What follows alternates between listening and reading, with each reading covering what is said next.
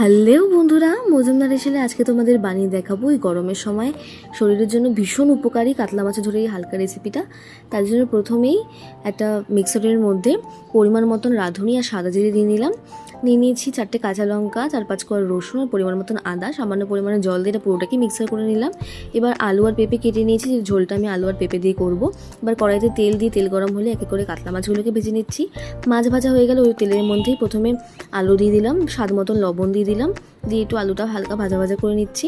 এবার দিয়ে দিচ্ছি পেঁপেটা, আবারও পরিমাণ মতন লবণ দিয়ে পেঁপেটাকেও হালকা ভাজা ভাজা হয়ে আসলে দিয়ে দিচ্ছি প্রথমে রাঁধুনি ফোড়নে, দিয়ে দিচ্ছি তেজপাতা শুকনো লঙ্কা ফোড়নে, একটু নাড়িয়েই দিয়ে দিচ্ছি ওই পেস্টটা, দিয়ে ভালো করে নাড়িয়ে দিয়ে দিচ্ছি সামান্য পরিমাণে জল যাতে মশলাটা না ধরে যায়।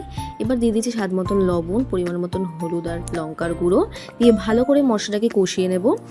আর এদিকে আমি জল গরম করতে দিয়ে দিয়েছি। মশলাটাও আমার কষানো হয়ে গেছে, মশলা থেকে তেল বেরোতে শুরু করে দিয়েছে। এবার দিয়ে দিচ্ছি উষ্ণ গরম জলটা, দিয়ে ভালো করে একটু নাড়িয়ে গ্যাসটাকে হাই ফ্লেমে রেখে ঝোলটা রান্না করে নেব। ঝোলটা ফুটে আসলেই দিয়ে দিচ্ছি পরিমাণ মতন চিনি। এবার এক এক করে মাছের পিসগুলো দিয়ে দিচ্ছি। মাছের পিসগুলো সব দেওয়া হয়ে গেলে আবারও কিন্তু ঝোলটাকে 2-3 মিনিটের মতন ফুটিয়ে নেব, তাহলেই কিন্তু রেডি হয়ে যাবে একদম হালকা মাছের ঝোল।